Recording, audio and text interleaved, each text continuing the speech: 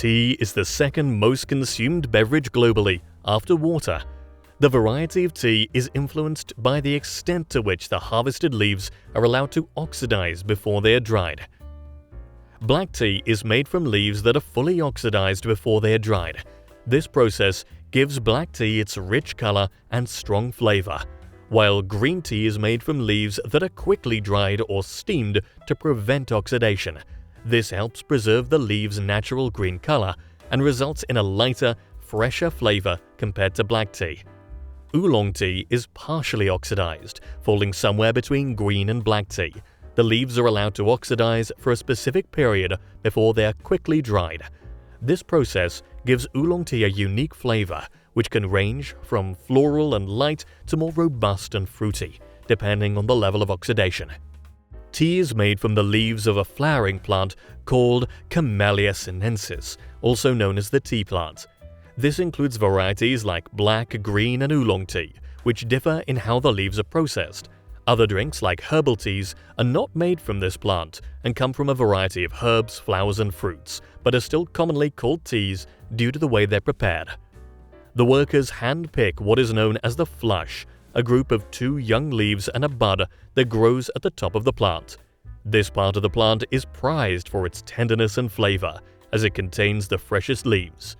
The flush is harvested at a specific stage in the plant's growth, when these young leaves offer the best aroma and taste.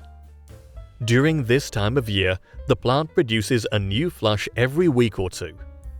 After the flush is hand-picked, the leaves are transferred to the tea factory or processing plant in trucks, where they undergo the necessary steps to become the final product. The first step in the oolong tea process is known as solar withering.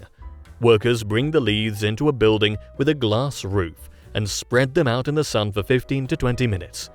This initiates the oxidation and fermentation process, as the enzymes in the chlorophyll of the wilting leaves begin to break down.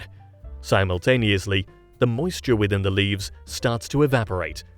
Workers continue to move the leaves around to ensure even exposure to the sun. Next, the leaves move on to step 2, indoor withering. They are spread out on trays for about 7 hours, during which they are gently stirred every 2 hours, allowing them to oxidize further.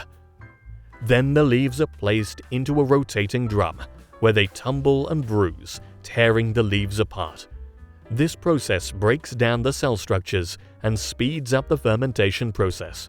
Workers then halt the process by tumbling the leaves in a gas-heated dryer for 10 to 15 minutes. This step, known as fixation, locks the oxidation at the desired level, which can range from 9% to 83%. This stage is the most important as it sets the final taste and color of the tea. The next step shapes the tea leaves into small pellets. The leaves are bagged in a cotton cloth and placed into a kneading machine, followed by a rolling press to look like small pellets. In the final step of drying the damp tea, the workers transfer it to an oven, where it undergoes 3 drying cycles of 20 minutes each at approximately 205 degrees Fahrenheit. This reduces the moisture content to 4% or below, while also enhancing the tea's fragrance. Thank you for watching, and we will see you in another episode.